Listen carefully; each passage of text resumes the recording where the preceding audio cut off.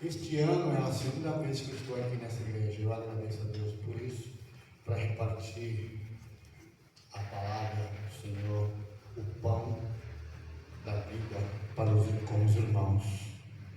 Eu gostaria que você abrisse a sua Bíblia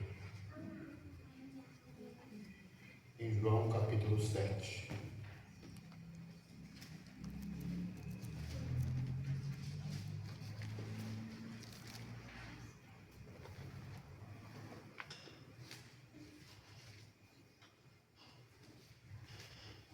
Aberta a Bíblia, inclina a sua cabeça para nós fazer uma breve oração. Senhor Deus, que nos altos céus habita, aqui estamos na sua presença mais uma vez, com a sua palavra aberta.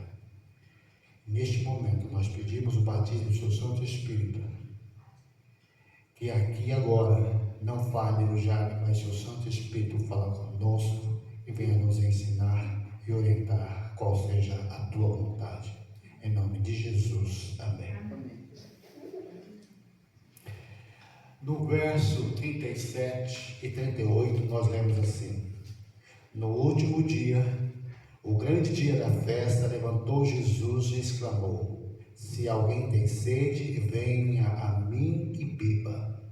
Quem crer em mim, como diz a Escritura, do seu interior fluirão rios de água viva. Ponto. Depois nós vamos voltar aí. Vai lá em Êxodo agora. Êxodo capítulo 17, verso 6. Êxodo 17, verso 6. Achou? Então vamos lá, a leitura diz assim: eis que estarei ali diante de ti sobre a rocha de Horebe, ferirás a rocha e dela sairá água, e o povo beberá. Moisés assim o fez na presença dos anciãos. Olha só, fazia poucas semanas que o povo de Israel tinha saído do Egito. Poucas semanas.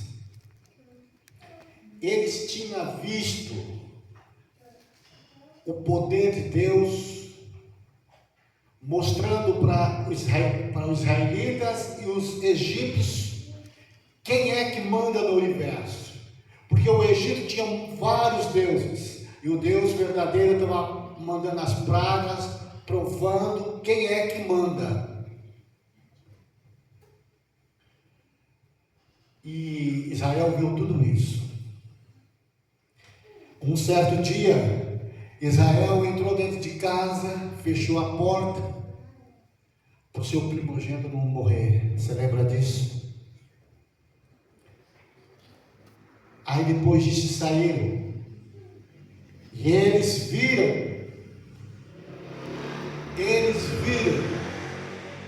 o exército violento do Egito vindo atrás dele, a nuvem que estava sobre eles foi para trás e o mar se abriu na frente deles e eles passaram em seca. E depois que estava do outro lado do rio, do mar, a nuvem se levanta e eles vejam cavalo e cavaleiros sendo sepultados debaixo das águas. Poucas semanas de tudo isso, eles disseram assim, finalzinho do verso 7: está o Senhor no meio de nós? Quantas maravilhas Deus tinha feito por eles, e eles agora fazem: está Deus no meio de nós?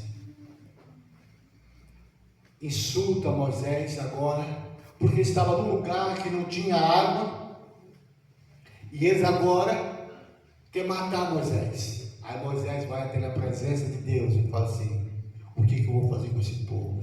Esse povo está a ponto de me matar. Aí Deus ordena que Moisés pega os anciãos e vai até o Monte Horebe. No Monte Horebe, muitas coisas ali importantes aconteceu. No Monte Horebe, ali no Monte Horebe, Elias ali fez grandes manifestações ali. Ali, aquela região dos Montes Sinais ali, várias montanhas.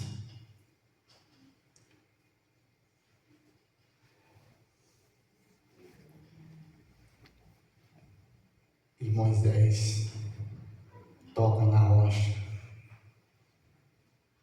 e sai a água.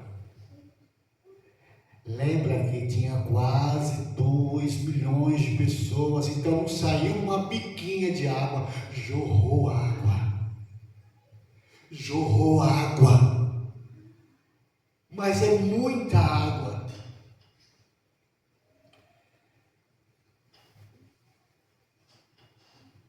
Dá uma pausa. Volta lá em João. João capítulo 7.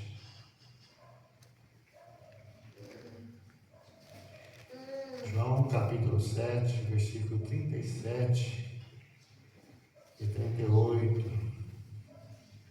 E agora aqui, com a sua permissão, eu vou ler de novo. João 17, versículo 37 e 38. Guarda bem na sua cabeça essa ideia lá de Êxodo que nós vimos, Êxodo 17, versículo 6 ali. Guarda aquilo, a ideia na sua cabeça. E aqui diz assim, olha, João 7,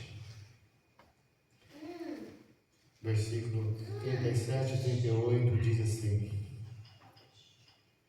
no último dia, o grande dia da festa,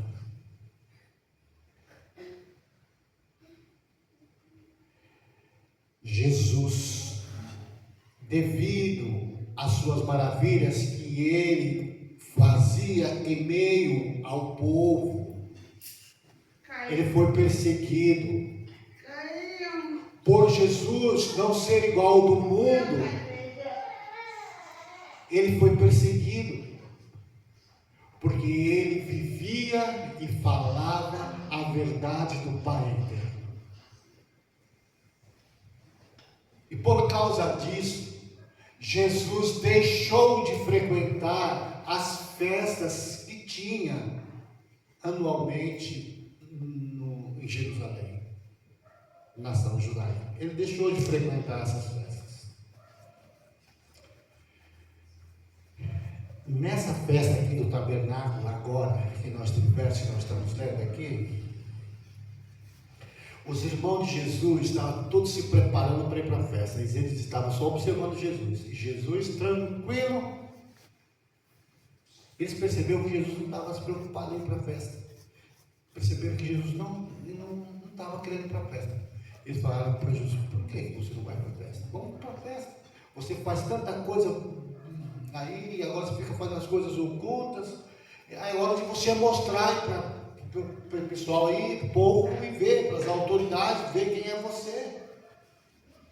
Aí Jesus fala assim: vai vocês, porque vocês, eu não sou do mundo, o mundo não me entende, mas vocês estão certos, vai lá vocês para a festa. E eles foram e Jesus ficou. Só que Jesus pegou um caminho diferente, que as pessoas não costumavam caminhar. Ele pegou esse caminho e foi para Jerusalém. E ele ficou no meio da multidão. A multidão não reconheceu ele. E tem uma coisa importante: o porquê que ele não foi junto com a multidão? Porque se ele chegasse junto com a multidão, ele ia chamar atenção para si, e as pessoas que estavam a fim de matar ele iam se revoltar. E Jesus não queria, porque tudo na vida de Jesus tinha a hora certa para acontecer. Então não podia antecipar nada. porque essa era a vontade do Pai. E Jesus foi ali, aí ele chegou lá no templo, as pessoas viram ele ali no meio, e aí Augusto, pô, ele é corajoso, hein? Ele está aqui, os caras estão querendo matar ele, e ele está aqui no meio do povo. Aí ele pega e ele começa a pregar ali no meio daquela multidão, da mesma energia que ele pregou quando ele fez a purificação do templo. E o povo que ali estava ficou pasmo de ver a ousadia e a clareza e a firmeza nas palavras do Mestre Jesus. Aí continuou os dias, as festas continuou, chegou o último dia da festa. Chegou o último dia da festa. E ali tinha, assim, no meio do centro do tabernáculo, tinha um altar. Aí o sacerdote pegava um jarro, e ele vinha com um jarro de água, e ele despejava assim, tinha duas bacias, aí despejava o jarro de água numa bacia, e na outra bacia despejava um jarro de vinho, de suco de vinho. E a água e o vinho descia, ia para o rio ali, que caía lá no Mar Morto, assim, era assim que eles faziam. E tinha assim, as tochas acesas, na primeira dos muros, aquele mármore branco, com as luzes que refletiam. E ali, nessa hora, que o sacerdote pega esse jarro, e ele dá de água, e ele vai virar a água dentro da bacia, aí Jesus, no meio da multidão, ele se manifesta, e ele fala que ali é ele. Aí ele fala assim, aí sou eu. Lembra lá de Êxodo, capítulo 17, versículo 6, da rocha? A rocha era Jesus. A rocha era Jesus. E aí Jesus fala assim, olha, ele exclamou, olha aqui a palavra, exclamou. Ele falou com muita firmeza e com autoridade. Ele diz assim: se alguém tem sede, venha a mim e beba. Quem crer em mim, como diz a Escritura, do seu interior fluirão rios de água viva. Meus amados, quem é a água que Jesus está referindo aqui?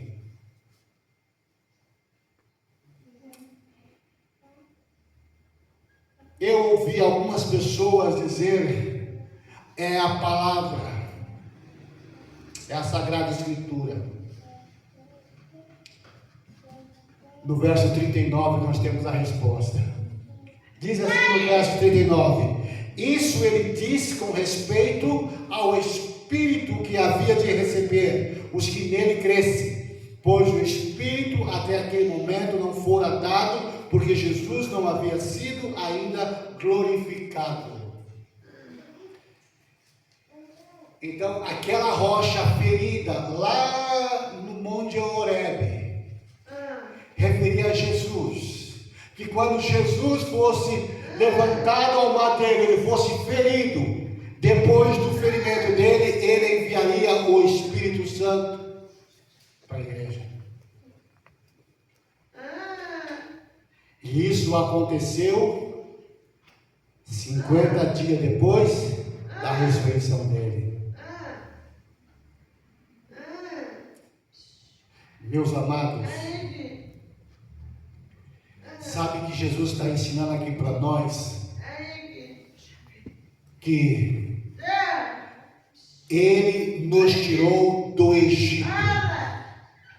Você é um adventista do sétimo dia, você é um cristão, você entregou o coração para Jesus, você foi batizado,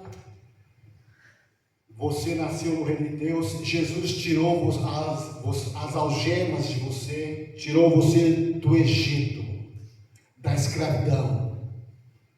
E agora você está no deserto. E Ele está nos conduzindo para a nova terra, com a terra prometida.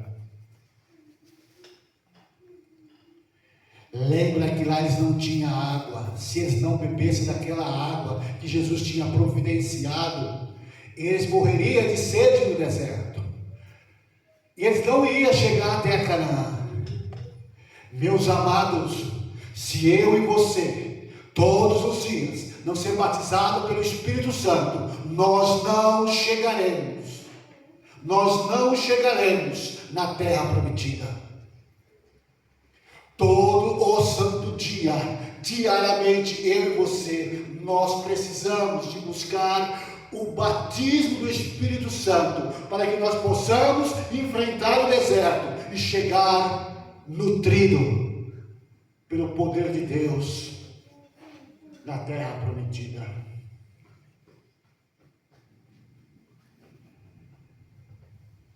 São Lucas capítulo 9, capítulo 11, São Lucas capítulo 11, versículo 9 a 13, está aqui, a ordem daquele que no último dia da festa, ele se manifestou e disse: eu sou a rocha. Essa rocha é eu. Olha, esse vaso que você está derramando aí representa a mim. E a água é o Espírito que eu lhe darei depois de eu ser ferido. E olha a ordem que ele dá para mim e para você.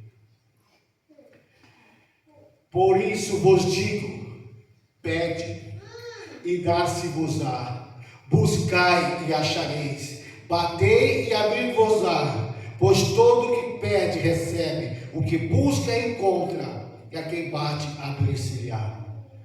Qual dentre vós é o pai que é o filho lhe pedir pão, lhe dará uma pedra, ou lhe pedir um peixe, lhe dará um lugar de peixe, uma cobra? Ou se lhe pedir um ovo, lhe dará um escorpião? Ora, vocês que são maus, sabem dar boas dádivas ao vosso filho, quanto mais o Pai Celestial dará o Espírito Santo àquele que lhe pedirem.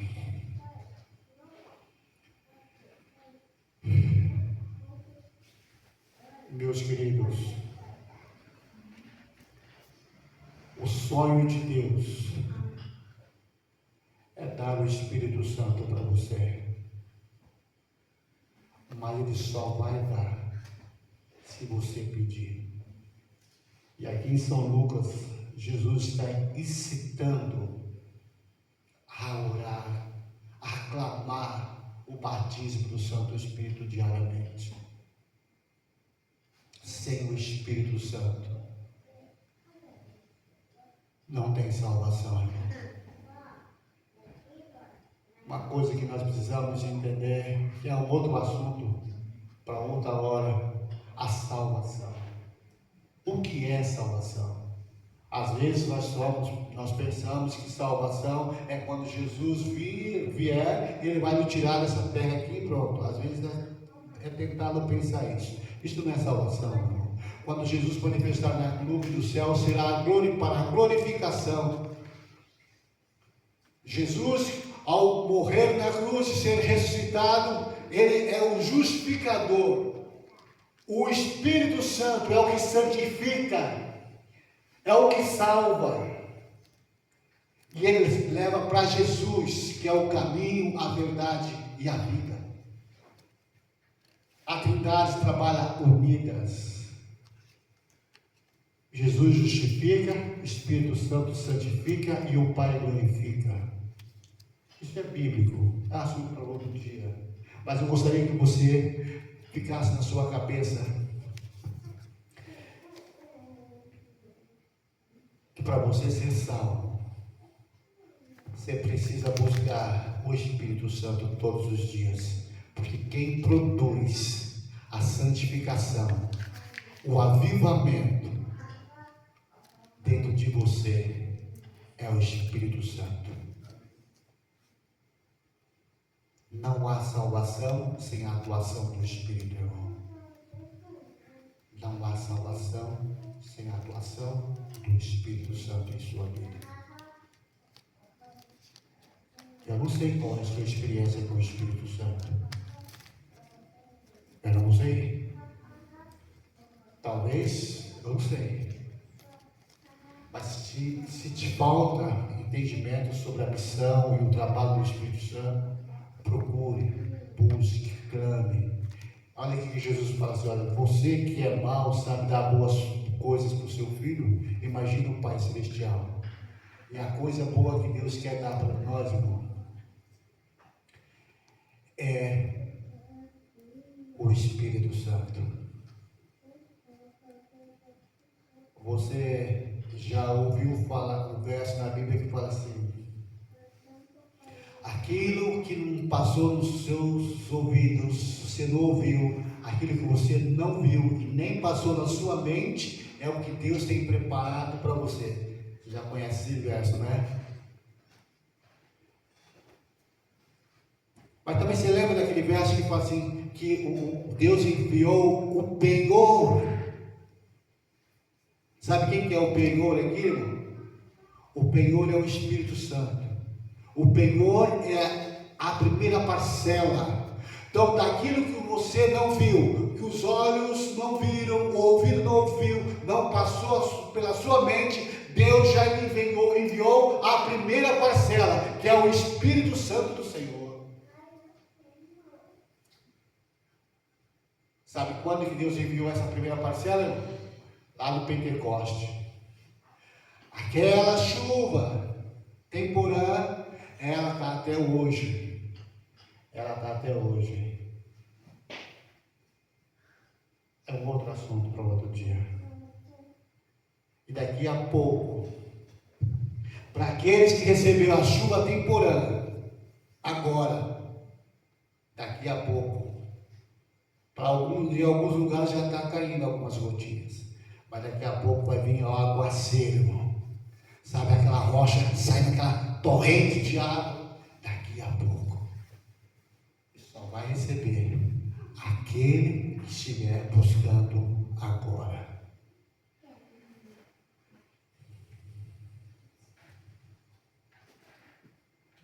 Agora eu vou tocar uma música ali.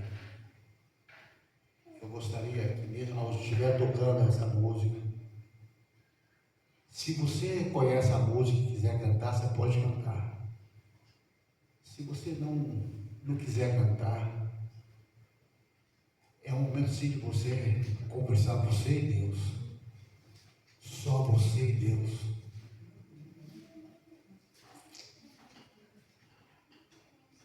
Fala com Ele. Abre o seu coração para Deus. Fale com Ele.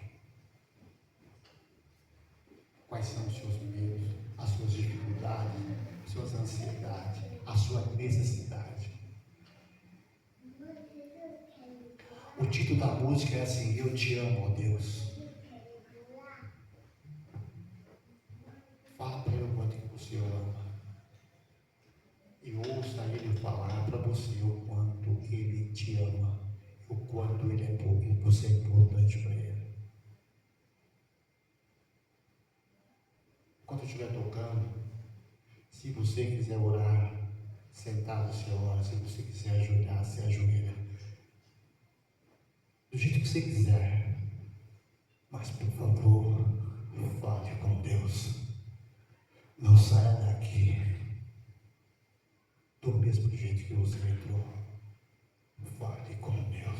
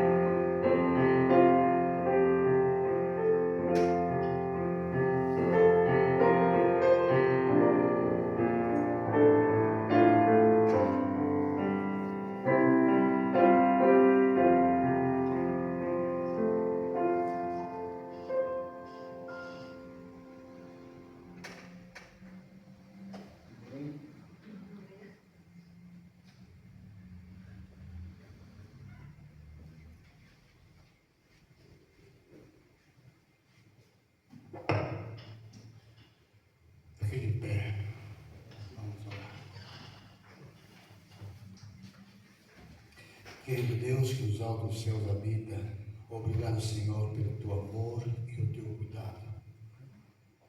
Obrigado por ajudar-nos a compreendermos a importância de estarmos junto com o seu Santo Espírito, a importância de abrirmos a porta, a janela do nosso coração e deixar Ele entrar e nos purificar, transformar nossa vida, o nosso caráter, nossos pensamentos, nossos desejos e vontade, na semelhança do nosso Senhor e Salvador Jesus Cristo. Amém.